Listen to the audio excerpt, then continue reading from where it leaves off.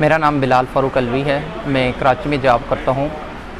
20 مئی 2021 کو صبح 7 بجے کی ایئر بلو کی فلائٹ سے میں کراچی سے اسلام آباد کے لیے سفر کر رہا تھا اپنی فیملی کے ہمراہ۔